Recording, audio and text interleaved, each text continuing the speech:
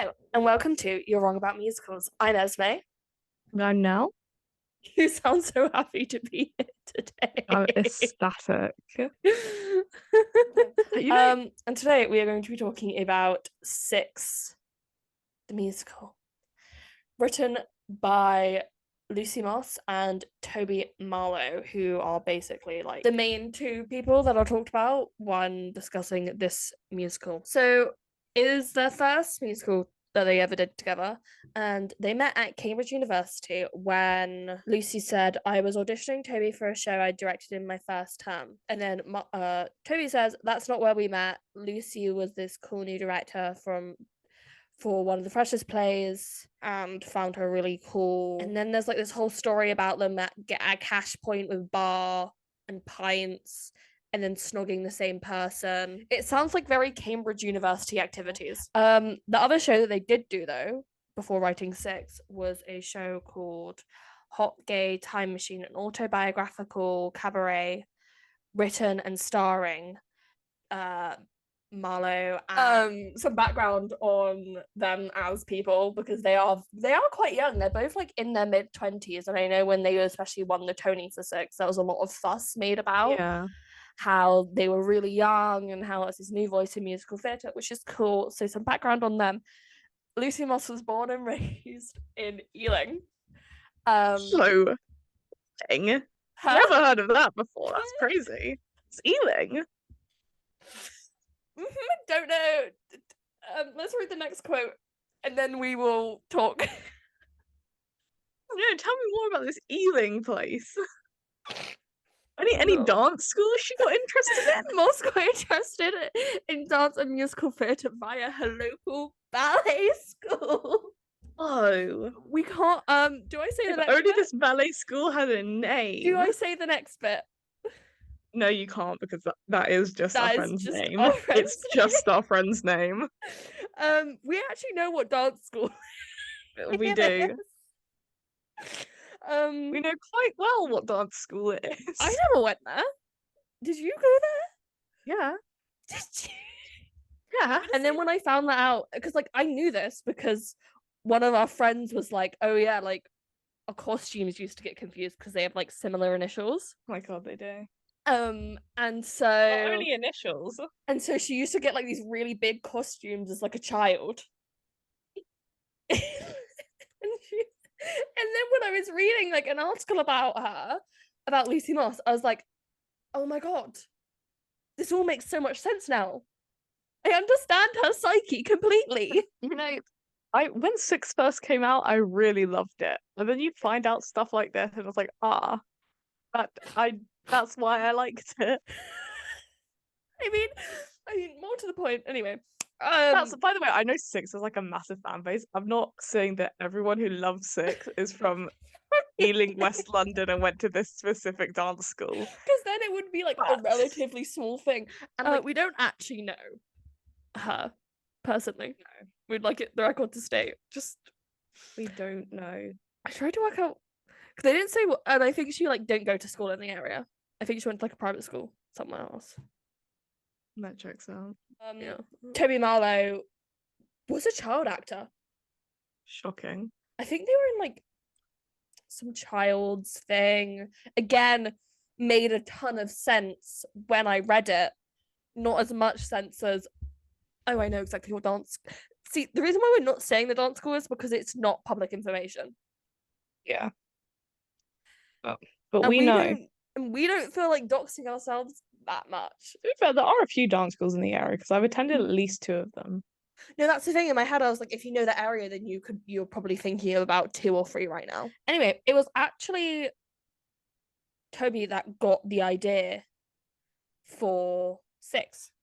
They state that they were sat in a poetry lecture. I don't know. Wandsworth was being talked about. Wordsworth. I've been reading too many articles about that prisoner that only escaped to Chiswick. Pretty good.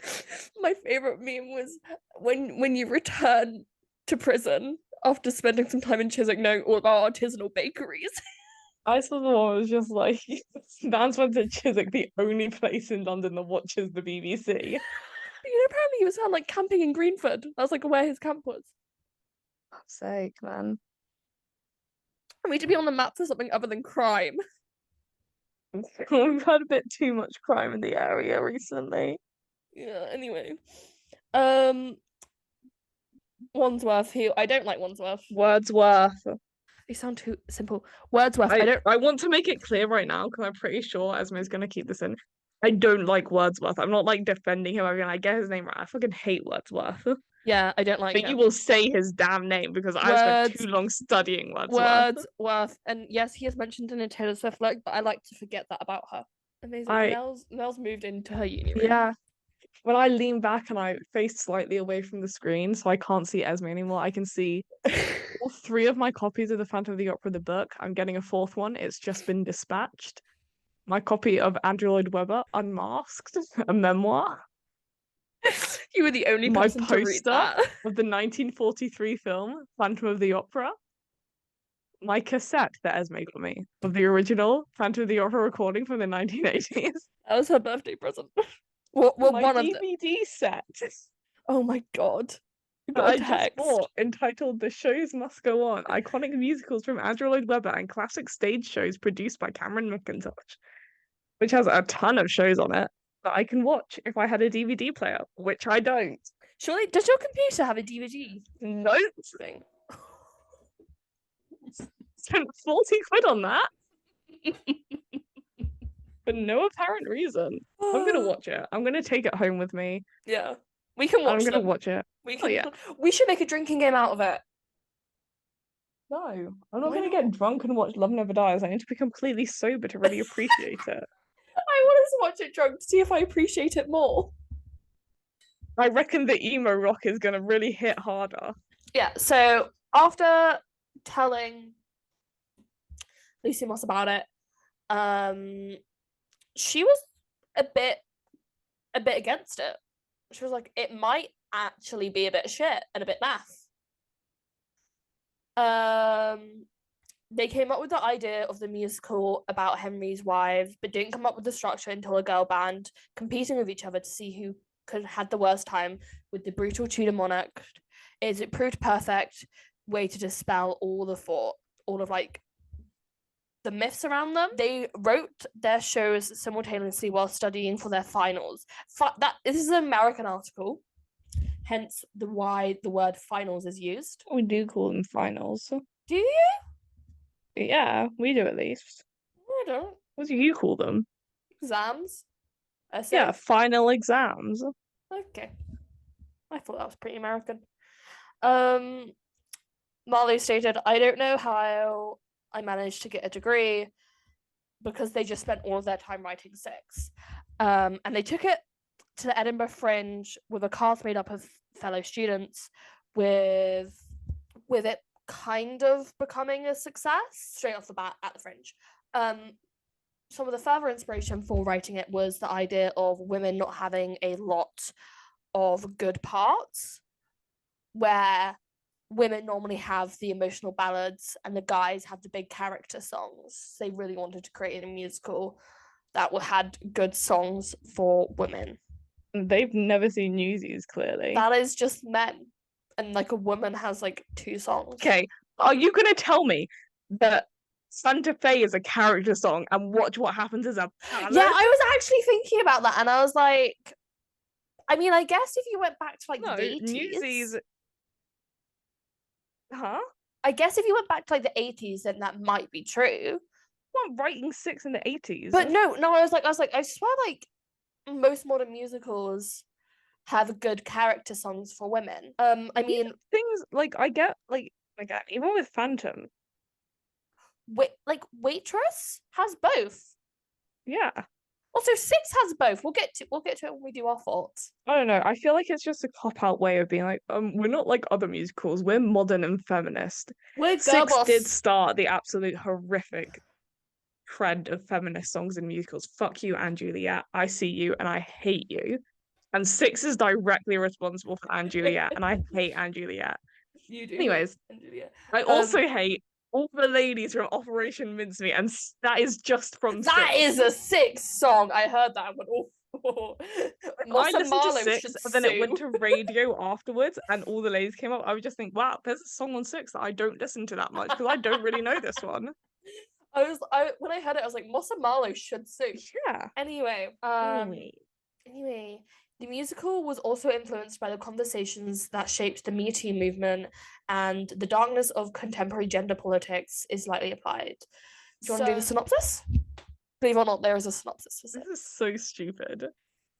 All I'm thinking about is the stupid little Well, the horrible history the horrible song. history song. We'll talk about the horrible history song in a second, actually. I have some things to say. Yeah.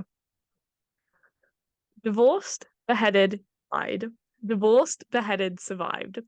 From Tudor queens to pop princesses, the six wives of Henry VIII take the mic to remix 500 years worth of historical heartbreak into an exuberant celebration of 21st century girl power. I did have a little bit of the rhythm on the divorced, beheaded, died. Do you want to know the reason for that? Is because there is a very popular there was a very popular children's TV show called Horrible Histories. Is it still going? No, well, there's a new cast, but it's not as good. So, and they would do like songs mimicking popular pop songs. And one of their most famous songs was, what was it even called? I don't know. But it was about Henry VIII. Yeah, it was just how you remember them. The way that they like taught it to us in school was divorced, beheaded, and died. Divorced, beheaded, survived. King Henry VIII had six horrid wives. Some may say he ruined their lives. It was either six sorry or six horrid. Yeah, it was one of those, and like it was like, and like they teach us like hand movements to go along with it, and you'd like sing it in assembly. Yeah, it's quite fun. And so when I first heard Six, and the first thing I hear is divorced, beheaded, died, divorced, beheaded, survived, I was like, oh, they're referencing horrible history. Beheaded, died. I was like, oh. Divorced, beheaded, survived. When I heard it, I was like, oh, they're referencing horrible histories. Everyone who hears that is going to be like, because I was like, no Americans are going to listen to this. This isn't going to be a hit of Americans. Do we get to talk about our favorite post ever in this one? Yes, yeah. At some point, we will. When I start when I start talking about my thoughts on the American run, we can talk about our favorite post ever. It's so good. And it got deleted. We spent like an hour trying to find it in our messages, and it's been deleted. Because we reference it like in our daily lives. It's quite honestly, it's gonna make us sound really posh. Every time we get a prat, I think about this damn post. So yeah, my thoughts on Six. It's fun. I'll put my disclaimer here. I have never seen it. Like genuinely. You don't need to. Yeah. I get the gist of what it is. I get that it's like a concert more than a show, which I think is fun. I like it. I think it's fun. I've seen the costumes. I think they're nice. Mm-hmm. I've just never seen it live. I don't really have any plans to. If I can get really cheap tickets, maybe. But they go so quick because it is so popular. I get why it's really, really popular as well.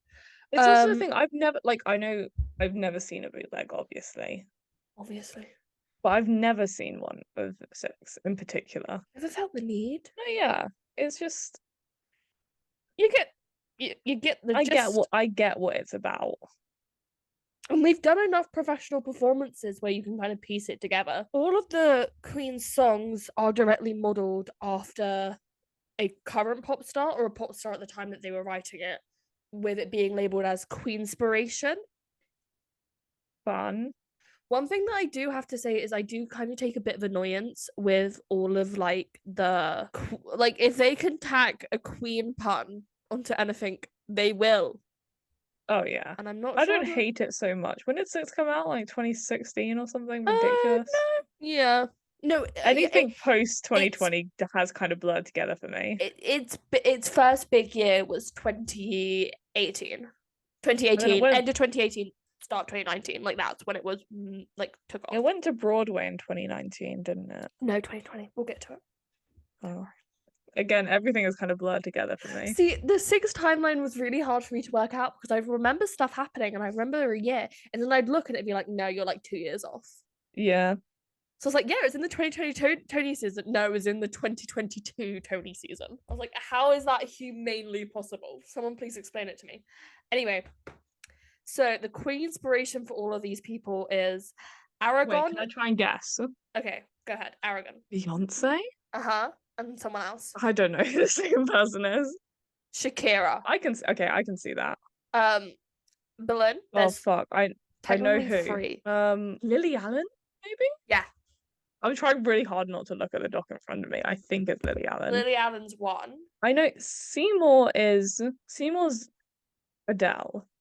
Uh-huh, and someone else. I genuinely just thought it was Adele. The one for Berlin, so there's like 2 for Berlin where I was like, okay, that checks out, that like makes sense to me. And then there's another one which they tacked on in like 2020, and I was like, are you guys on crack? Oh, like fucking Taylor Swift or something. No. God, thank God they don't do that. That would have been my good, like, they've just tagged something on Taylor Swift, surely. Well, no, because they weren't a pop person. I don't even know if they're pop when they were writing it. They were like a child and they were writing 6 in 2017. Yeah. And do you want me to tell you who it is for Yes. Berlin? So Avril Yes. Lavigne is the second one. Okay. And then the one that they tacked on in like 2020 was Billie Eilish. No. And I was like, I don't agree with that. So Seymour is Adele and Sia. Okay. Do Yeah. you want to do the other one? I can definitely see Adele more than Sia. Yeah, Adele's like the easy correlation.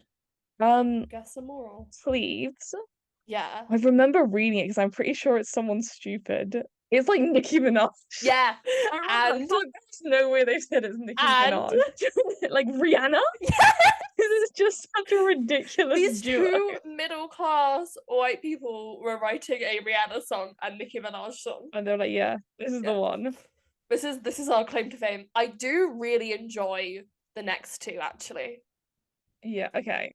So no, for Howard. So there's Howard? There's Howard 2 is for definitely Howard. Ariana Grande. Uh-huh. And someone else. I would say that Howard is more Billie Eilish. Tentatively, Howard is more Billie Eilish. Like retroactively, because Billie Eilish wasn't really impacting the pop scene back in 2017. Yeah. But no, there's someone else who like I also think is a very interesting comparison culturally and like in the context of the show and in the context of history. I want to say it's like Miley Cyrus, but I don't think it is. Britney Spears. I see that, yeah. I see that. That makes so much sense, especially in the way that like Howard's song's all about like being sexualized as a child. Yeah. So I like how they've done that thematically. And then Part, I don't think you're gonna get. I know one of Par's. I know I don't know how to say her name. Amelia Sande. Yeah. I did Clown because I did that in singing, and then the next week my singing teacher gave me Par's song, and she was like, "I'm giving you this because you did really well last week." Oh, And they're based on the same. She's based on the other one. Interesting. So I know that. So I was like, "There's no way." I don't know who the other one is. Do you not know what you do? I don't. Alicia Keys. Okay, yeah, I can see that. This is all from my program from 2019. They proudly say who the inspiration is, which is a good marketing technique, I guess. Yeah, I think it's a thing. You can definitely see where some of the inspiration comes from, and it comes through quite well because it seems like a fun kind of pop music homage to them almost. But it's also like, I'm just not sure if they should be writing a Beyonce knockoff, you know? I think there's definitely things you can say about it like that. I have seen some of that stuff leveled, but I don't feel like any of the intent was malicious, or I think they just wanted to write a good, fun musical. And to be fair, they did pretty well with it. Yeah. It is a good, fun musical. Yeah. They also have this really interesting idea, which I kind of like, is the band. The band are all like cast almost in the show. Yeah. So it's an all-female band. So like if you play I the keys, did not know this that you're well. playing I know one of them on the electric guitar, I think, is named Maria in every production. One's named Joan, one's named Betty, and they, especially during the Mega Six, interact. Yeah. Which I think is oh my god, is it raining? Not for me. It's raining. Not for me. Shut up. I went in the sea the other day, guys. I went swimming in the sea, and then I she got sunburned. That's how bad it was. Shut up. Some of us are still in London. And then the second we go back to our uni town, it starts raining. Classic. Yeah, and also a notable production element whilst we're on the music side. Oh yeah, and it's like it's included in the libretto. So in every production of Six, if you do it correctly, you have to Yeah. use like that name for the band members, which I think is cool. Yeah. And it highlights them in a really nice way. Is that they use in-ear pieces and handheld mics, Yeah. which again really adds to the feature. Yeah, do we have any more thoughts on Six as like a show? I think filming the Mega Six is a fun decision. Like being encouraged to film it. Yeah. I think that's made because this is just me. You before Six, you didn't really see a lot of people even like film the bows or anything. And now it's very common. Like I take pictures of all the bows now. I don't used to do that. Yeah. And I've seen a ton of other people like video the whole thing. Video, yeah. I always do feel slightly weird unless they're like physically bowing, videoing it, because I'm just like, I'm not sure. But when I did see Six, they very much like put up signs being like, get your phones out, Yeah. film this. And it also did a lot for promotion of the show, Yeah. because it is like a little snippet of it. Anyway, I think that's it, because the thing with Six is that plot wise it's very light. There isn't one, really. Yeah. Because again, I have never seen it. I've not even like read Esme's program of it. I've not seen any version of it or heard anything. But the only thing I know is it's basically a competition between the six wives to see who had it worse, and then at the end they're like, actually, we didn't have it. There's not one of us that had it worse. We all suffered. Solidarity, girl bossism, like that kind of But thing. then the only thing I don't understand is like I can make up my own reasons, but why they start singing House of Holbein. no, the last song when they're like when they're making up hypotheticals. Well, they don't say it's hypotheticals, but they're like, we do this instead, and we do this instead, and we do this instead. Oh, like I know my tour of Prussia, everybody gets down. Yeah. Like Music No, Man tried it on, but I said no way. never Is explained. that ever explained? No. Because I would have thought that my It's like a idea was where that are there we was now? always like a line where it's like, oh, if we like, because one of the things I've always said is they're like, oh, there's been so much misinformation about the queens, these six queens. My thought was, it's like, oh, well, if they can spread misinformation for 500 years, fuck it, let's spread misinformation ourselves and tell the story we want to tell. So fuck it, we did this and we did this, and then we made a girl band, and now we're performing live for you. I think Get it's your phones kind out, of film the yeah. Mega Six, I think post it on Twitter, tell us more. no, I think it might be just in an effort to give them more of a happier ending. But going back to the whole misinformation thing is, I mean, we studied the Tudors many times in our schooling. Yeah. And King Henry VIII and his six wives were always like a focal point of that. But we never really learned much about the actual wives. Yeah. I mean, the most we learned was when it came He to got Aragon and Boleyn, and because and of the Seymour, the first three. first three, because of the whole Church of England and Protestant and Catholicism Yeah. thing. But other than that, you are literally told nothing about them as people. Yeah. So I do like that, and you know, I mean, at that point, we'd studied the Tudors about 3 times. Yeah, because you do it in primary school and you do like again the horrible histories thing. So you do it, yeah, you do it in primary school, and then you do the Church of England in like, I mean, our school, you do like the Church of England in like year 8. Yeah. And I'd be like, And why did Henry VIII split from the Church of England? Was it because there's like three reasons, and one of them is like because he he couldn't have a won't, son. yeah, And so he wanted a divorce to get with Anne Boleyn. yeah. We're never told like why Henry VIII chopped 2 of his heads off. That's just something he did. I think you're brief like I knew it was because he like accused Anne Boleyn of cheating on him. Oh yeah, but I mean, and then like at that point you're like, oh, he probably did the same for Howard, but Yeah. it's never said. Like it's not in our textbooks. Yeah.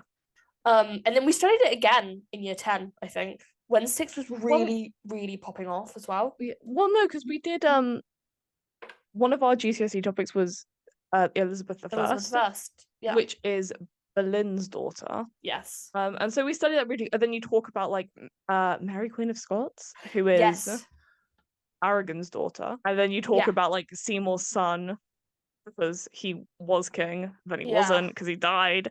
he died as a So you talk about child. the fact, like, oh, this is how they're all related. This is why they're in this specific line to the throne. Yeah, here's what it means for the religion of the country. Now let's talk about the Spanish Armada.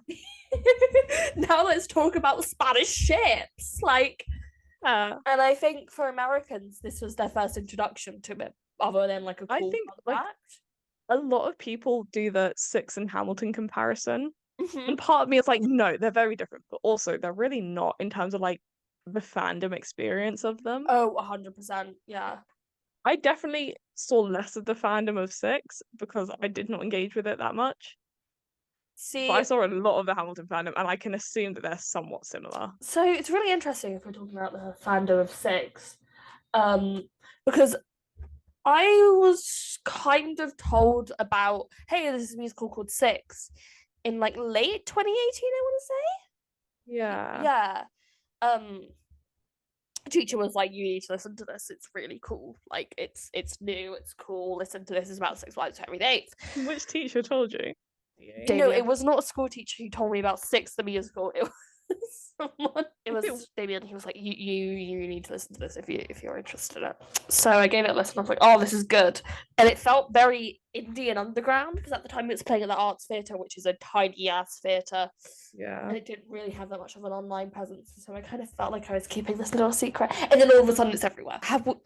Sorry, what do you mean a musical about like wives of Henry VIII is going to Broadway? Anyway, moving on. So it's passed to the West End. In the summer of 2017, it was staged with Moss as the choreographer, as the part of the Edinburgh Fringe Festival, as an annual cultural jamboree set across church halls, street corners, pubs, and in this case, a converted conference room in the hotel. They had free lights, and everyone was in boohoo dresses. During this time, there were producers trying to talk to them about the show. So Marlow rang family friend George Styles and he advised them don't sign anything and went to go see the show and then assembled a producing team from there. There is this really interesting passage again in the West End program where the lead producer Kenny Wax had a conversation with George Styles. George Styles is basically trying to convince him to go see the show after his Edinburgh Fringe run. But before that, Six went straight from the Fringe to the West End. Which is crazy. So it did 6 performances on like a Monday night in the Arts Theatre. It was the first professional production of the show to take place and looked very different from the final incarnation. It wasn't reviewed by major outlets, but I can find one place that by the stage it was given 3 stars. And I mean, in one of the reviews linked, you can see this image, but if you just look at the image, that that's not that is so 2017. Looking at that image, okay, for reference, because I don't know if we're gonna put this somewhere. you know how iconic the 6 costumes are.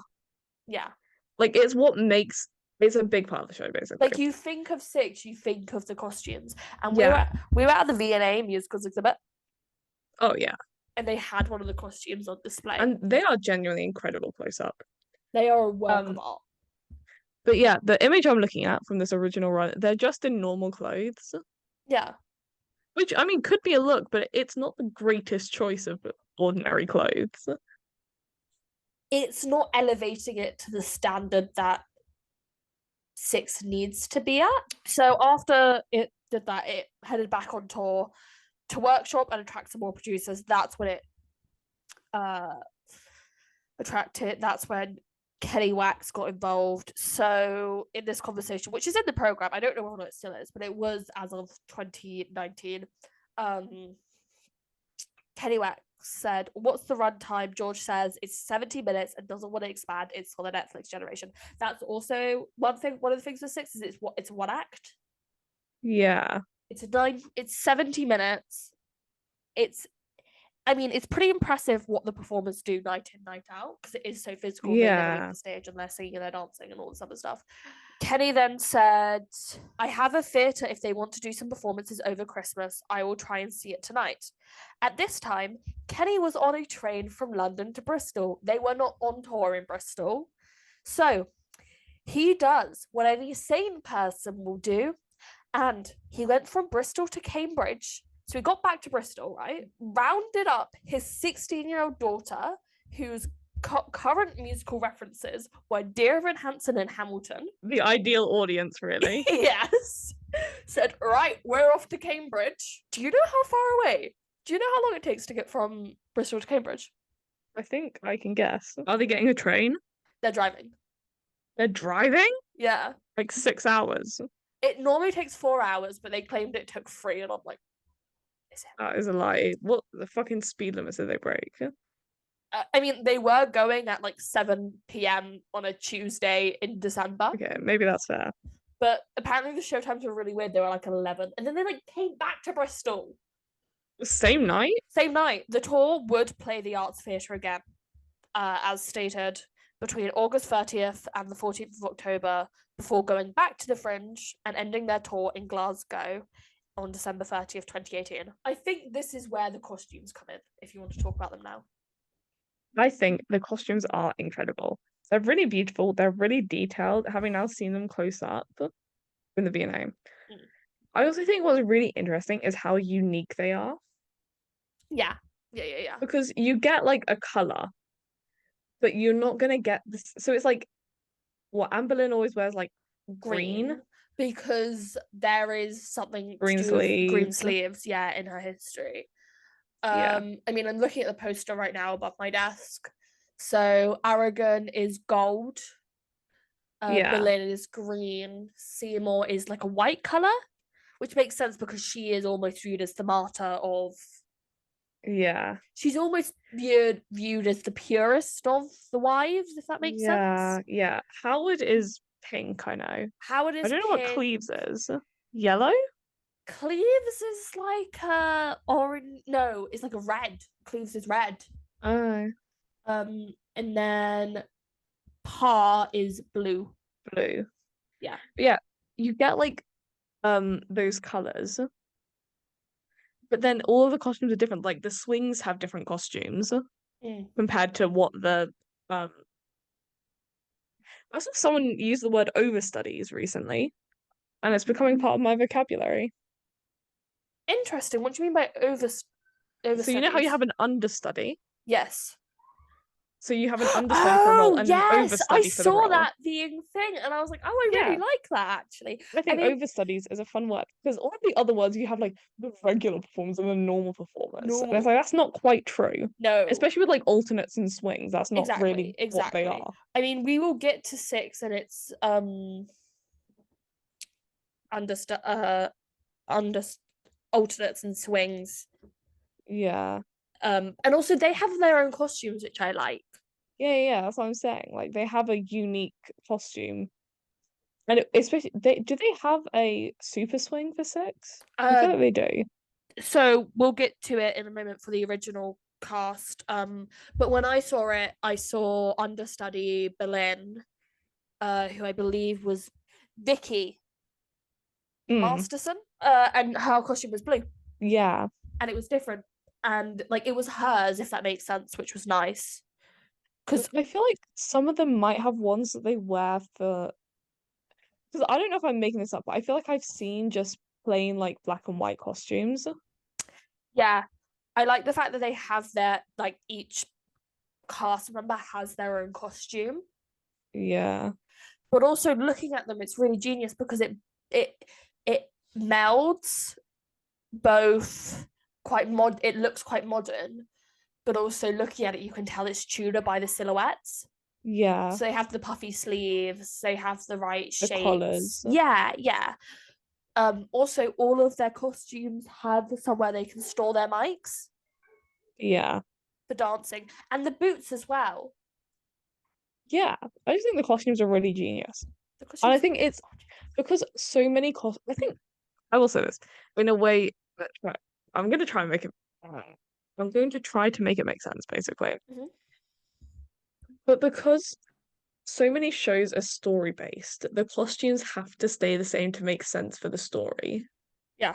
Like, you're wearing this costume in one scene because it's somewhere. And then because this next scene is somewhere else, you're wearing a different costume, and so on and so on. But with 6, because there is basically no story, Yeah. they can they have the same costumes throughout the whole show, Uh-huh. but they can have those costumes be so unique for every actor Yes, yeah. because like there's no reason like I need to pick a fucking different example than Phantom, but it's always my go-to. In Les Mis, Yeah. when they get a new Cosette, there is no reason to give Cosette a different costume because her Uh-huh. costumes make sense. They're her iconic costumes. Yeah. I mean, when I was at Les Mis, we were saying that Eponine's costume does need a redo. Oh It's yeah, no, definitely. I think a lot of costumes on stage right now are pretty like out of date and they look a bit yeah. weird. And Yeah. you're like, this should get a redesign. Mm. But ultimately, there probably won't be, at least not No. anytime soon, because they make sense. They're what's iconic about the show, all of that stuff. But with six, every time there's a new cast member, there's a new costume, basically. I And don't it know if like that's entirely true, no, I think no, but I don't there's know if it's some every uniqueness to time, every but costume. there's like slight differences. Again, Yeah, it makes like it's good for also I know people are very into the costuming of six. And it's like a yeah. little Easter egg game for them, which is smart. So yeah. After its little tour and return to the arts theatre, it released a cast recording with the tour cast. And then it returned back to the West End for a series of Monday nights between 2017 and 2018. As I said, the London cast recording has since been streamed 340 million times across all platforms. And Ex Wives, the first song, Yes. has been certified as silver within the UK. Quite Big frank, deal. like For an original West End thing, especially one that started the Fringe. insane. But again, like the sixth cast recording is a good cast recording. Oh yeah. We will get to my issues with the Broadway run. One, I think is an abomination. I Um, think I know why. I don't know if you've actually told me, but I think I can guess why. I mean, you have the same issue with Oh yeah. it. But it's a well produced and sounding cast album, and if you go see the show, it is like seeing this album that you love. They're basic like for something like Six the Musical, they are basically doing a traditional. They are like a real band Yeah. in that sense. October 3rd, I think honestly, I do think that's kind of weird because the thing for me personally with a lot of um musicals is you listen to the recording first. I'm like, all right, what the fuck is going on here? Let me go and see like what is happening. But with six, maybe that's why I've never seen it because it's just, well, I know what's happening here. Hmm. But it has sold really well for something with a no plot. I think it is approachable. Yeah. Also, if you're going to go see a musical, why not go see something that's in a form you already understand? Especially for like British people. Mm-hmm. It's a very well-known story. Yeah. I mean, my mum really enjoyed it when we went to go see it. Yeah. She was like, "This is great. It's only 70 minutes. There's pop songs, girl power." Um, on October 3rd, 2018, it was announced that whilst it was still playing the Arts Theatre, that it would return to the West End in the Arts Theatre again after its little UK tour. It's in the vaudeville now, isn't it? Yeah. It worked really well in the Arts Theatre though. I I can really imagine. But enjoyed it there. Yeah, it would reopen in the Arts for the 16th of January and would initially run 16 weeks until May 5th because they were like, it's successful to stay on the West End for a bit, but again, it's still quite underground. Not really sure how it's going to sell past the initial, oh, what's this shiny new thing? yeah. Um, so reviews. There aren't like it's really hard to find reviews from six because of COVID, it's reopened and closed so many times. Yeah. So what I have found from it. Time Out gave it 3 stars, stating Hamilton looms large here. Although six has moments of clever hip hop rhymes, it's a tough comparison. Its musical started life as a student, so Cambridge Ovs, but its creators, Toby Marlow and Lucy Moss, have succeeded in crafting almost brutally efficient pop songs. There is a ballad that there's a ballsy, blinging R&B number performed with snappy dance routines and a talented and diverse cast and an all-female band. since inception, the shows seems to have been given a good lick of gloss too. It stands up to the West End, and it's basic in its feminism. It's hard to believe it's written by like actual millennials. I suspect Six will be a big hit, but if that's the future of feminism, I'll loop my head off now. Ooh, okay. It's basically like it's quite harsh that actually. Yeah. I don't really know what feminist thought you were gonna get from Six the musical though. I feel like we've had such an attitude change about like palatable feminism. Because so many Yeah, things I see nowadays are just pretty much, palatable feminism. yeah, which is fine, you know. Like I loved Barbie, and that's basically just, I'd say Barbie's like a little. I think I thought a bit more, too much. I thought a oh lot more yeah, about the Barbie movie and feminism than the average person goes. oh yeah. Like I think that's the thing. It's really good if you put some thought into it, but at like base level, it's just pretty palatable feminism, which is fine. Again, It's like a I'm movie not saying that's like made, Six has to do so much more than what it's currently doing, but I'm because like, what it does fine. It does well. I don't really want Six the musical to go into intersectional feminism or like Marxist feminist In all theory. If it, honesty, it does like at least a little bit in terms of like yeah, intersectionality and that kind of yeah, stuff. yeah, no, it's as aware as it can be. Yeah. It's as aware as a musical about the wives of Henry VIII. It's as feminist as a musical about the wives of Henry VIII is ever going to be. And I think a lot of the time I find the issue is with the writers, where it's they're trying to write something they have no experience with, and Mm. without like trying to not get that experience, but hear about that experience, you know? Yeah. Like, do you know about the Tiananmen Square musical? I think you TikTok about it. Yes. Yeah. Like that. The That is Tiananmen Square fucking musical. stupid. It's rid I don't even want to say it's ridiculous because that feels disrespectful. But Jesus Christ, I don't know if we need a Tiananmen Square musical. we don't. I mean, we'll talk about it in a second. Everyone was like, "Oh, everyone." I saw someone say like, "Has there been a 9/11 musical?" And Yes. I was like, yes, technically, but they never say the words 9/11. I'm gonna be so real. I think we're thinking the Sweaty Oracle video. Yeah. It was from a response he made to that video as well, when someone was like, but we have like Holocaust musicals. That's where I found out what the plot of Cabaret is. Yeah, I think that there's like I a just tact. didn't know what it was. Yeah, there's like a way to Not really do. bad. Like, but then I watched like a Yes, compilation because of the they ending have. scene. But I just never knew what it was, Yeah, it's and not now I Nazis. do. But I feel like there's a tact to doing it. And it Yeah, should never be billed as tragedy, the musical. yeah. And I think But anyways, we're no, getting a bit I think off Six the topic. musical could so easily be marketed as female pain and abuse, the musical. Because I think And like it's not. Howard, I've seen some stuff about Howard's bit, Yeah. and I think that that's pretty. What's the word I'm looking for? I It think that's pretty painful, basically. yes, it's Like it's a pretty painful experience. horrific. She's Yeah, and they explaining. express it quite well. But then they do then just go on and do the rest of this little hashtag girl power show. And it's fine. It works. It does it well. It's given a moment though. Yeah. Because she So I like think that the last chorus is her having a breakdown. yeah.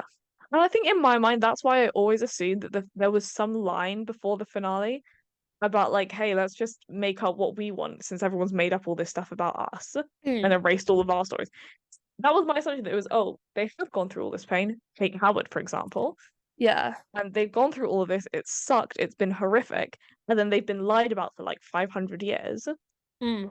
Who's to say they can't make their own little girl band Yeah. around the country? I mean, especially as we were saying about how we were never really taught about them, to contextualize them away from Henry VIII. I mean, Henry VIII never shows up in the musical Yeah. and give them something else to be remembered by, I think is quite sweet and quite nice. I think basically that's all to say. The early reviews are very harsh. Like Six isn't a bad musical in any way, shape, or form. Six in the UK is not a bad musical in any way, shape, or form. It does what it set out to do. It does it well. It does it in an enjoyable way. Because a lot of things are like they do it well, but it's so uncomfortable to watch. Like I think like Miss Saigon, for example. Yeah. I know I just showed that I have the DVD for it that I could go and watch. I genuinely don't think I can because I saw it once and I know that there are a ton of issues with Miss Saigon Oh anyways. yeah, Miss Saigon is gonna be its own episode where it's like, what the fuck were they thinking? But yeah, it's like there are a ton of issues with it. When they did the revival and they were like, we cast an Asian person as the engineer, I was like, are you guys on crack? Yeah, there's a ton of issues with it, but I think it tells a pretty like harrowing story, It and was it's not like, something that I want to really rewatch. whereas Whereas I'm Six, slightly I bad. enjoy. No, it's like when I saw Next to Normal and was sobbing, I was like, I am so glad that sold out because I would want to go again and I can't go again. And it's nice not to have female like I don't know. I saw this quote from Olivia Rodrigo. This is gonna sound really off topic, but stay with me here. Where she was like, I didn't watch. Someone asked her if she watched The Idol, and she was like, no, it's all about female pain, and I don't want to watch that. Yeah, And I was like, so Six is almost like the Barbie of it of yeah. Where it's musicals. like, yeah, this horrific stuff is happening. But I don't feel You like can talking still about it. live. Yes, yes. This we female joy can coexist with this female trauma. And I'm gonna be so real, we're definitely reading into Six a little bit too much. Yeah. But I think that's what makes it fun. During this time, it was nominated for 5 Olivier Awards, including Best New Musical, Best Actress in a Supporting Role in a Musical, Outstanding Achievement in Music, Best Theatre Choreographer, and Best Costume Design. How do In they a, decide that? huh? Supporting actress. We'll get to How it. do they decide that? We will get to it.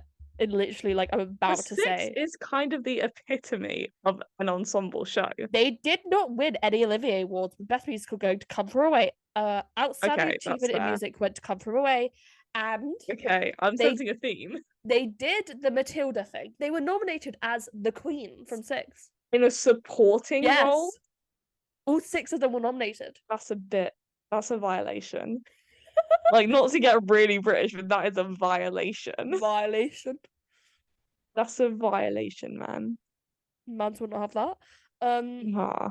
No, No, but that's fucking insane. what that they did the Matilda thing But the Matilda thing makes sense when it's about Matilda. when it's like 4 little girls Yeah, when it's for like 10-year-olds, fine. When playing one it's six role. fully grown women playing an emotionally charged show every night, They didn't either win. nominate them separately or nominate them all for leading.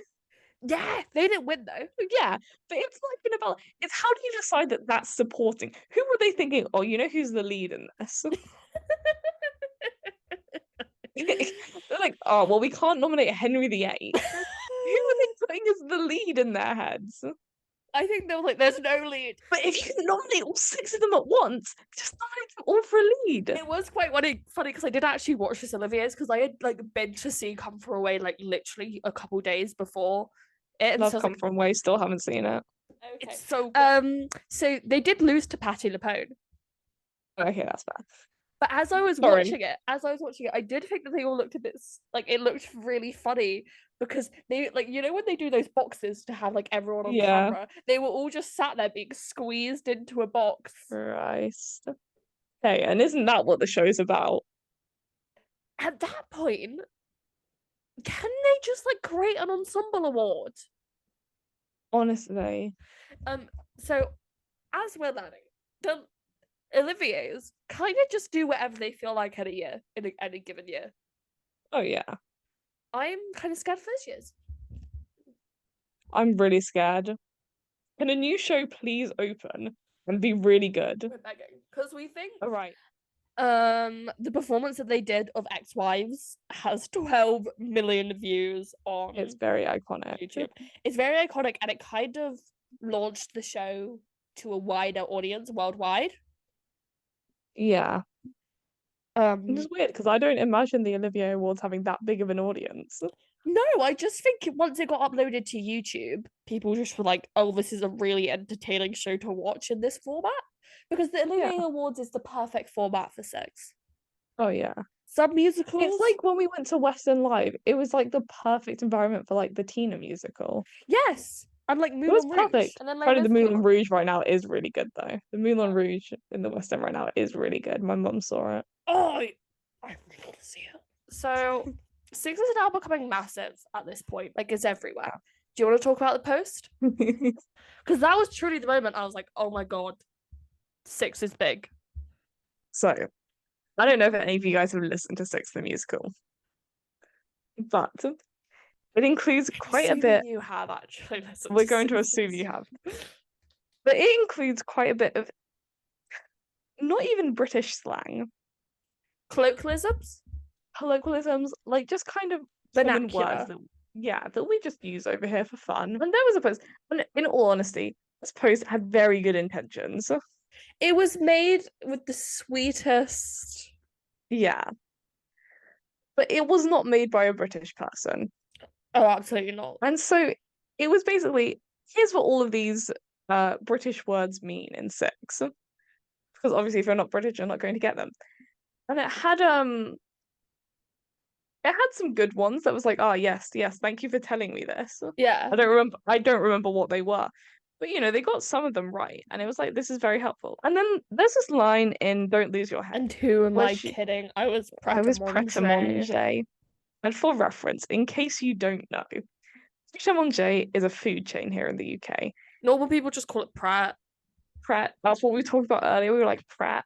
We think about it all the time when we're in Pret. Walk past one. Think about it, Discuss it. But although Pret a Manger is French, it's a British food chain. It doesn't really serve French food. It does a really good macaroni cheese. Oh, the macaroni and cheese.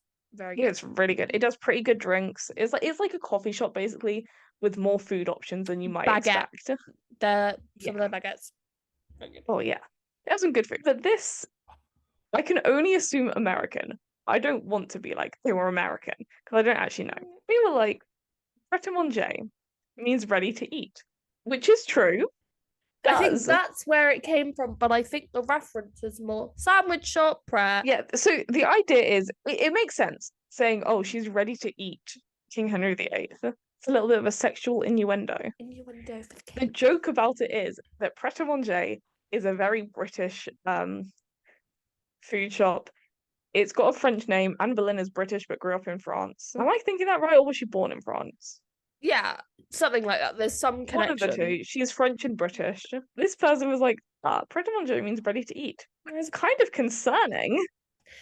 No, they're talking about the sandwich shop. So it's just a joke about the name of the food. I think that they had to even say like what GCSEs were. Is there something about GCSEs? Because in the thing, it's like remember us from in the show. They say remember us from your GCSEs. Yeah. And so there was some other. I'm trying to like run through the entire like show in my head and remember the other lines because I looked it up because I remembered this and I was like, what the hell is it in America? Remember us from your history class, and then it was like remember us from PBS. Right. I'm actually gonna look up some other. I feel like a lot of them are. It was interesting, and and fan art kept being drew. Fan fiction for Six. I saw. C of E had to be explained. C of E is the Church of England. It's Protestants. Maybe that was it. Maybe it wasn't GCSEs. Maybe it was C of E. There was something where I was like, oh my god, that's so insane that has to be explained to them. It's so common for us. Yeah, I'm trying to think. Okay. Was there something in No Way? Is there any in like Ex-Wives? Oh, they also did like some actual nice explanations, like a pear doesn't beat a royal flush, which is like the thing with Six is that it is so witty and quick. It's really well written. It is well written. Another thing that I will say is I thought when it started getting massive, I was like, it's really cool that a show from the West End is receiving the same amount of online attention that normally is reserved for Broadway shows. Yeah. Because I'd never really seen that before, and people were appreciating West End stars as compared to Broadway stars all the time. They did. So with a show like Six, obviously it's a tiny ass cast. People are gonna get sick. So they did have 2 to 3 alternates, I think, at the start, because it was. Were they super swings? I think like they each like covered like 3. I do have a memory of. I want to say it was Toby. Yes, I could have been anyone. Yeah, who went on when they had to go in as par because people. There's an article that I found that literally broke down the logistics of this person was sick, this person was also sick, this person was on holiday. It's kind of like the Heathers problem, except they don't have an ensemble to pick from. But I was thinking about it and I was And like, then Six fixed it. Six was no, like, okay, we need more at the alternates and we need moment more swings. they have free offstage swings and alternates at any given moment for every production. But Yeah, when they they were just at the announced a new arts, cast. yeah, when they were at the There's like arts, 9 of them. yeah, when they were at the arts theatre, they only had two because I think it was just a smaller budget production. And I Yeah, was I thinking, think like honestly, it makes sense. If you've got that small of a cast, you theoretically don't need as many understudies or swings. I don't think you can justify it. But then I also think in a post-pandemic world, Yeah, you tend to have more swings than you could possibly need. I think is a good idea. Yeah. Because you still see, like I saw the other week that someone had to be called in from a previous production to like Yeah. go and perform. And there was this instance of Natalie May Paris having to go over to America on a moment's notice to save the show. Yeah. It's like stuff like that is crazy. And I feel like stuff like that's kind of fun. Yeah, And for fans, that's really fun. for fans that's really fun. For performers it might be quite scary, but unlike with Heather's, I don't see a way of them fixing this. I think it's just the nature of the show. The problem is Six can't employ like 20 people. Yeah, Six cannot have six offstage swings, Yeah, they don't need 6 off stage swings. and it's also not financially viable, probably, or it might be. I I think don't know. the thing is they have 3, so they can each cover at least 2 people each. That's what they're currently doing. Yeah. So if, the only problem comes if 4 people are out. And if 4 people are out, you probably have to just close the show anyways. Because it happens. Like shows get cancelled because people get sick. Yeah, Before COVID, but I mean, shows keep closing because of cast illness. I've well, noticed this. I keep seeing announcements being like tonight's performance has been closing. cancelled. They're Okay, just being performances are cancelled. being cancelled. I keep seeing like tweets being like, "Oh hey, tonight's performance was cancelled because of cast illness." I'm like, Yeah, what the hell is happening I over think there? it's just like when colds come about and there's like people are on holiday. I think it was around this time of year that Six had this issue with Pa. Yeah. But Yeah, yeah, it's one of those things. It's an issue. There's not really much more they can do to fix it than what they've already no, done. they're And aware it's it's worked an so far. issue, but it's not like Heather's where one person They're not who even trying to has fix it. an ensemble track is covering all three Heathers by accident. Yeah. People aren't performing with scripts in their hands regularly in Six. You know? And as we say, the alternates and swings, they get a lot of attention, which I enjoy in the Six community. Yeah. Whenever I see them, if they're talking about it, like the alternates and stuff get talked about as much as any other cast member, which is enjoyable. And I genuinely think a big part of that is again the costuming. Because Yeah. people enjoy seeing the different costumes. Yeah, as I said, due to this automatic success that the show experienced in such a short time frame, because within a year, it went from playing the Arts Theatre Six for like every Monday night for a couple weeks and going on a tour of random places in the UK. I think he was playing student unions at one point as well, to like being nominated for 5 Olivier Awards. Because I mean, it was written in 2017, late 2017, and within 2 years, it was on the West End, winning awards, being nominated for awards. Like it had reached the pinnacle of theatre so quickly. So naturally, it had a American run. It had a Chicago run at the Shakespeare Theatre. This is my biggest issue. So there were changes made, and I mean, we were just talking about the idea that Beetlejuice might come to the West End.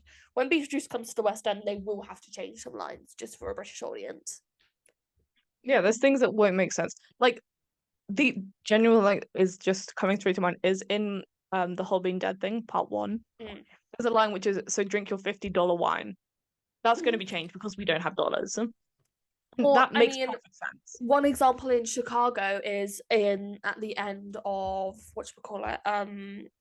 Cell Block Tango. There's one where she's like her husband is cheating on her with a ton of men, and one of their names is Irving, and it's like a punchline, and so they had to change the name because British audience, it's not a very common name over here. We know an Irving. Yeah, yeah. No, This doesn't make sense to us. We do know an Irving. Totally, Yeah, it makes it's sense one of to those us.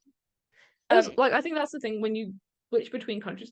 It's the same thing. I feel like lines have been switched on international tours and in like Australian productions and stuff like that. Yeah. Like And that makes perfect sense. You do kind of have to localize a show to, especially when the show is somewhat comedic. Like Beetlejuice, for example, if the jokes don't land, they have to be changed. But like, because there's no point in putting in an unfunny joke. Yes, especially and also a show as British as Six. Yeah. I was expecting some changes, and especially as I said, the line "Remember us from our GCSEs" for America is "Remember us from PBS." Like if they said GCSEs, no one would understand what the hell they're on about. Yeah, it's one of those things that when I heard it was going to the US, I was like, oh, well, there's going to be changes, obviously. I was like, it is going to be different, but also, there are definitely exemptions for that. Like Hamilton, there have been no changes because it was such a well-known show. Yeah. So when I first heard a clip, I saw rage because they're doing American accents in every production of Six in America. They do American accents. This is fucking annoying. So annoying. I've explained this before. I don't think to you, but to other people. Think Dear Evan Hansen. We've always been in total agreement with this. Yeah. But like, if you think about, I've always used Dear Evan Hansen as the example. There is nothing in Dear Evan Hansen that is American. That dictates that it has to be set. Yeah, it was written in America. It was originally American. So yes, there are some American references, but there's nothing in the story that requires it to be set in America. Yes, 100%. When it came to the West End, and we saw it. Yeah, they theoretically could have just made it set in Britain. Yeah. That would make sense. It would be fine. There wouldn't have to be much change. It would be a different show for sure. Yeah, I mean, you did have to change some lines, but I remember seeing a Playbill article around the time where the director, Michael Greif, was having to talk to the British cast about why Evan going to college, this college fund was such a big thing in the show. Yeah, like that's kind of the main thing, that he has to pay for college. And like talking about the education system, and I was like, you could have just changed it. But it would be so easy for him to be like, oh, I hate this town. I want to move out. I want to, pay for therapy because therapy is really expensive here. Oh, there's a long wait list. Or I want to pay for private therapy. All that stuff. And yes, that might take away from some of the other themes in the show. So yes, it does make sense to keep it American. But there was nothing so serious to the plot. Like Hamilton. Hamilton has to be American. Yeah, because you also have to have King George be British. Yeah, there's all of that stuff. And someone's French. And it's like how they don't do Les Mis, they do British accents in the UK. Jamie is British. Jamie! It's not gone to Broadway, I think, because they're like, we can't have these people doing horrific northern accents. Yeah. It is not northern, it's set in London. It's set in Sheffield. Jamie is set in Sheffield. Oh my god, it actually might be. I just know there's a line about London. No, he goes down to London. They go to London. Matilda as well. Matilda's mostly British. It's always kids kind of get away with it. No, because kids kind of get away with it. The British accent in Matilda is so easy for a child to do. It was written for that vernacular. It's the same thing with Waitress. And something like Sweeney Todd, where you probably should be able to do a Cockney accent. But apparently that's not required. I love Annalie Ashford. I actually really love Annalie Ashford. However, babes, I think it is a. This might sound like nationalism. I promise it's not. I do hate the UK. Like I genuinely hate living here. I'm never gonna move out, but I just hate it here. No, as a country, we are so weird. In fact, I remember last year I saw on my TikTok that is Trust Timber because we had we had a unelected prime minister for a solid month last year. We're on our second one now, so we've had 2 unelected prime ministers. But our first one, when it looked like she was going to resign, someone set up a live stream with a lettuce. No, that is not what happened. I swear. She was making such poor choices that someone said, well, she has to resign Will it be Yeah. before or after this lettuce rots? Let's set up a it was like BBC News. Yeah. Let's set up a live stream and see if the lettuce rots before Liz Truss resigns. I saw it. It didn't, It by the didn't. way. She resigned Yeah. first. I saw an American say, "Is everything okay in Britain?" and just attached in a photo, and everyone was like, "This is normal British behavior when something horrific is happening." Yeah, our current Prime Minister told us to stop heating our homes and then built an indoor heated pool at his. Yeah, he also went to the Eras tour performing Yeah, he apparently also went to a Taylor Swift themed spin class. in LA. Like the Yeah, country's in shambles, sir. Come back. he's also really short. Anyways, Anyway, the UK's insane. That's what I'm trying to say. the UK's in But it dire is not straits. that hard to do in a British accent. No, Just learn how to do it. we have to know. Like, it's very standard for performers to know how to do decent American accent. Yeah, I can do an American accent.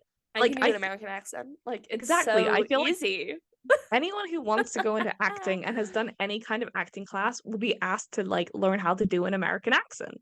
I have done. You have to be able to do it. You do a I've general done one like that. shows in complete American accents before. Oh yeah, I've done like Little Shop. You have to do an American accent. We did Chicago. Chicago. Waitress, you have to do like a southern accent. Waitress, you have to do a southern accent. But also, I feel like any British person can kind of do some form of American accent because they have spent so much time ingesting American media. I feel like that's definitely a part of it, but also like I remember doing specific classes to learn how to do it properly. We did Chicago, it's just like, do it. You want to know how? Yeah. We were just like, okay. It's stuff like that. And again, this is basically just us complaining that if you are playing British characters in a show set in Britain about British history, it's not the thing just with do Six a is British that it's accent. set wherever it's like taking place, but they are all British.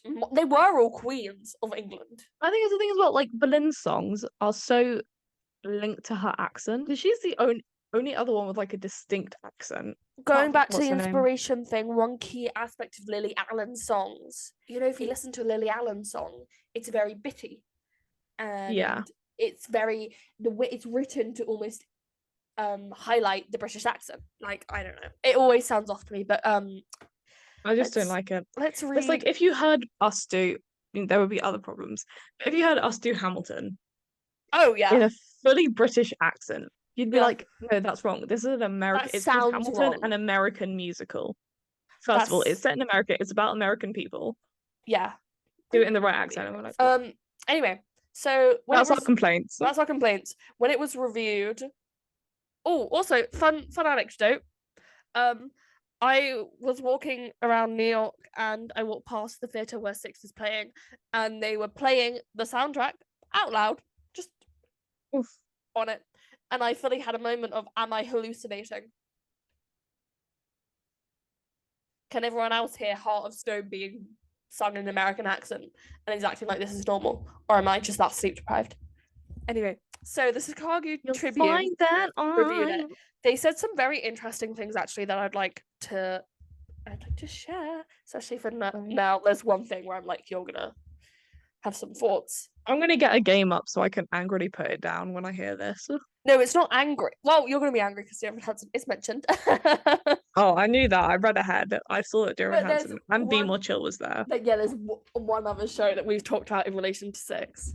Let me just read it all. The Chicago Tribune stated that Wednesday night was the North American premiere of this musical by newcomers Toby Marlow and Lucy Moss at the Chicago Shakespeare Theatre, with the Broadway producer Kevin McCollum already involved. Starring a sextet of singing sister wives, already has a cult following of people that know the show's defiantly anachronistic lyrics and beats and their show's hefty YouTube presence. Short opening nights can't be trusted, but it's clear to me here already is a powerful young feminist fan base for this 80-minute show. Maybe some can be the same crowd that goes to Dear Evan Hansen or Be More Chill. And more is already watching the show is more than ready to not be watching a show centered on a whiny, needy guy. Thank God. That was a pretty good read on both Be More Chill And Dear Evan Hansen, obviously. I will, however, defend Jeremy here from Be More Chill. He is whiny, but I love him for it. Yeah. It makes him so silly. For one thing, it is cliche. Hands, so they're referencing shows that are in similar style to Six. Hands on a Hard Body, Cats, and Ride the Cyclone. To be fair, actually, Yeah. I was gonna be like, no, Red the Cyclone has more of a plot. Ride the Cyclone does have more of a plot, but I thought it was interesting because when Ride the Cyclone got really big last year, everyone was like, oh my god, it's like Six. Oh my god, they got big last year. Yeah, around this time. That's crazy. But yeah, I get that. I get that, but I just found it interesting that Ride the Cyclone was a post pre blow up of Ride the Cyclone. Wow, Yeah. this person knows their stuff. For another, it brings up that uncomfortable question whether beheadings or other forms of abuse can ever be funny, even when there are centuries of chronological remove.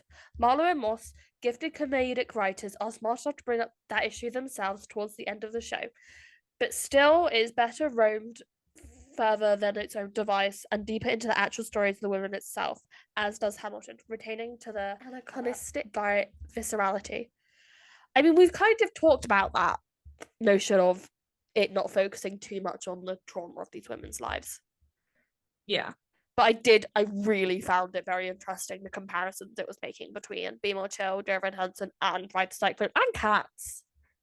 Kind of predicted things, not Cats, but yeah, all of those shows are or would be very big in teenage audiences. Big in teenage audiences and almost brought up alongside each other.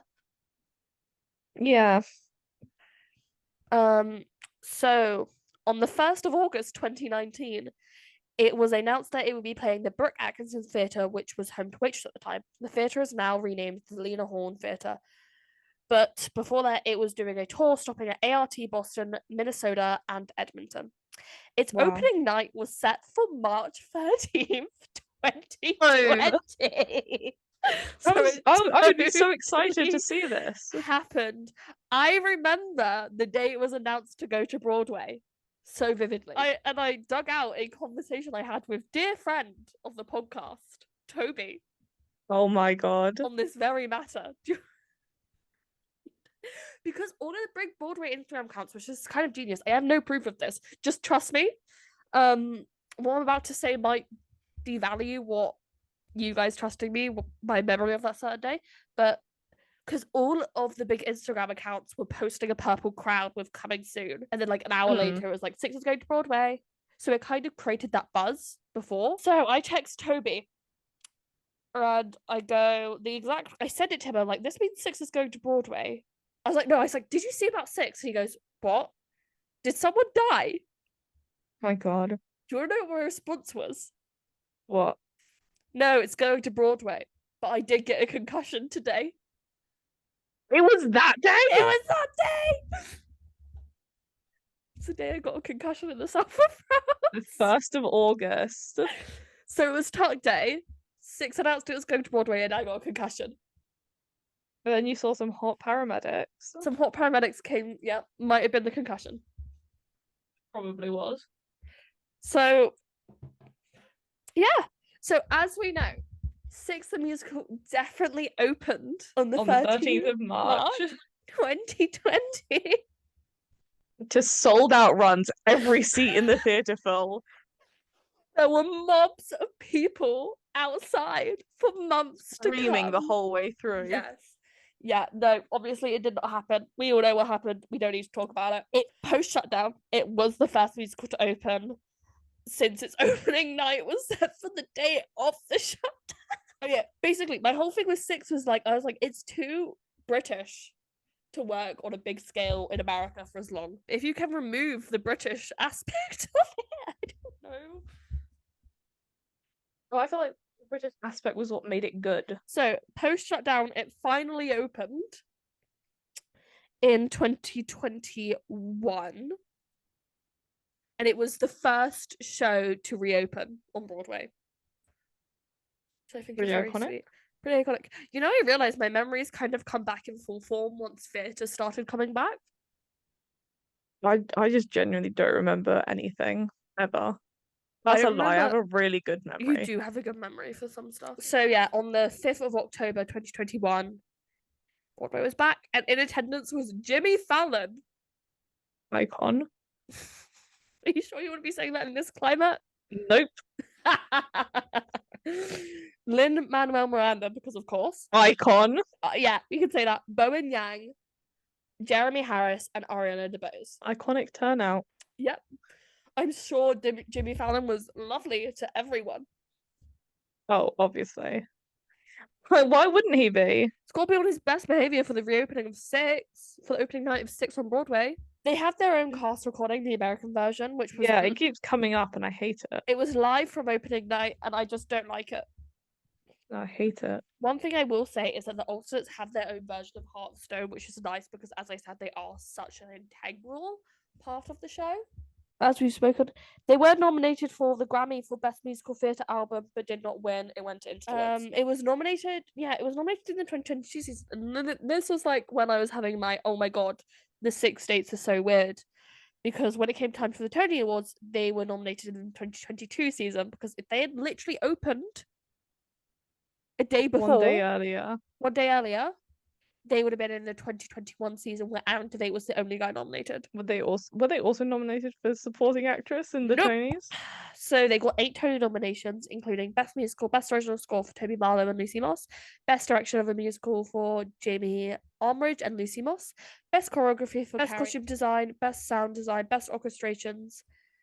And immediate following the Tony nomination announcement, the cast of Six the Musical performed live in Oh my Times god, Square. I remember this. This little fact. I told you this because I was like, this is why. Again, we just want to reiterate, we know UK politics are fucked. This was right when before I was she says this. Fucking hell. As a part of the Mayor of London, Sadiq Khan's Let's Do London campaign launch, Six's performance kicked off the city's largest international tourism campaign launching in the US. And here is a photo of London Mayor Sadiq Khan hanging out with the Queens of Six, the musical on Broadway. Love Sadiq Khan. Great guy. So this is the reason why there have been a ton of tourists, American tourists, in London this summer. I mean, I think there are other reasons too. No, it's Sadiq Khan. They did win 2 Tonys: Best Score for Toby Marlow and Lucy Moss, and Best Costume Design for Gabriella Slade, which is very much deserved. Yeah. I mean, that season, like, I don't think any other score was going to take it. What else was in the season? I feel like I know, but I don't remember any of them. Paradise Square. Okay. What one? Oh, Strange Loop. That one, Best Musical.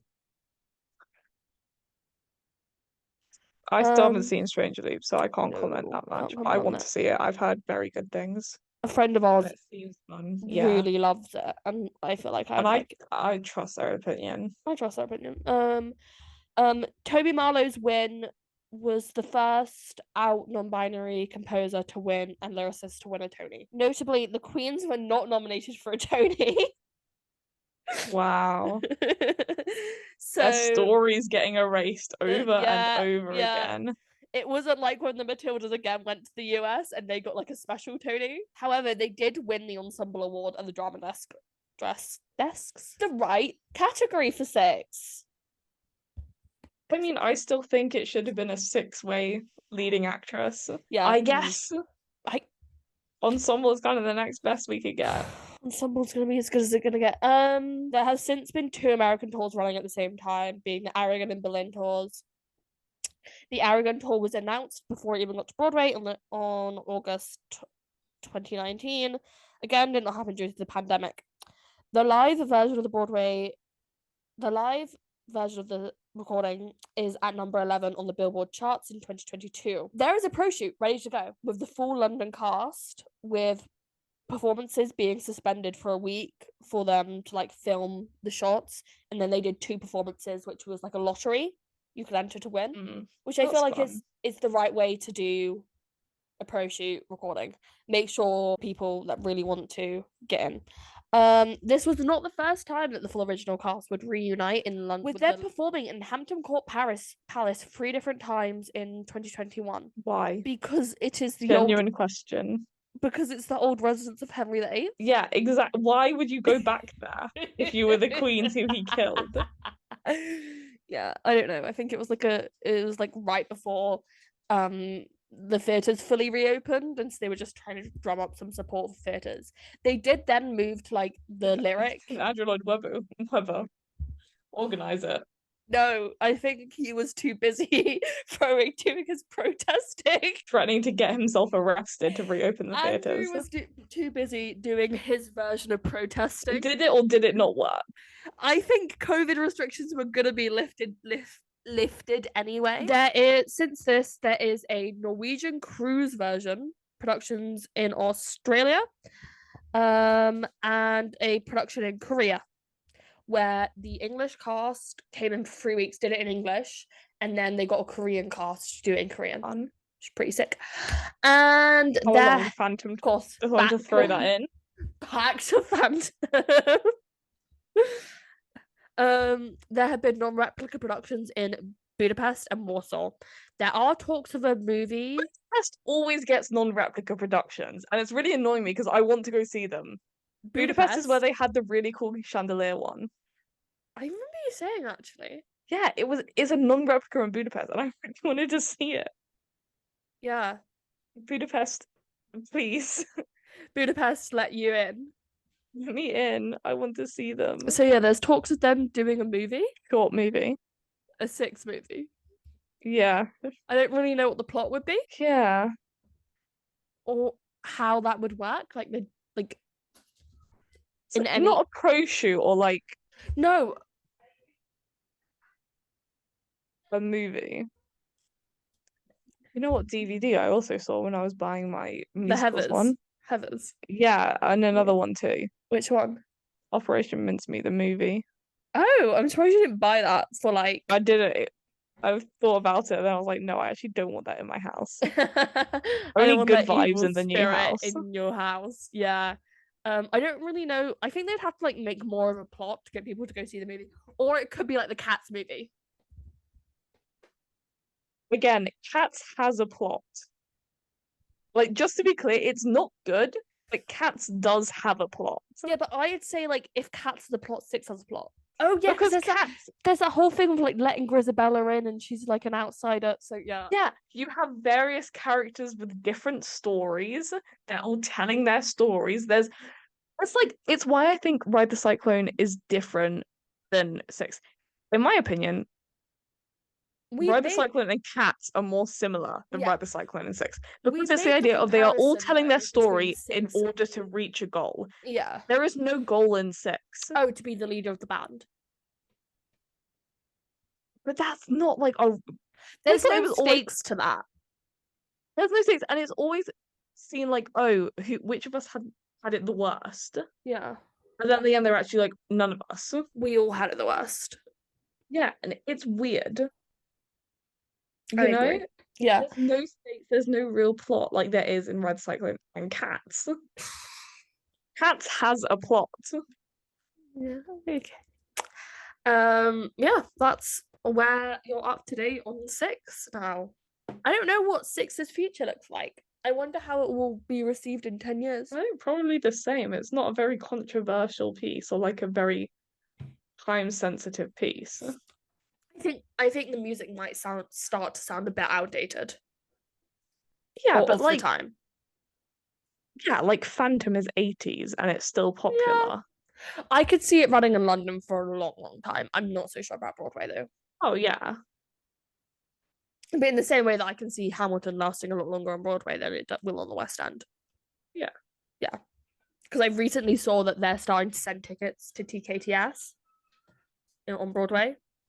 Whereas in the UK, they're still selling out. Because the Vaudeville Theatre is not massive where they are at the moment.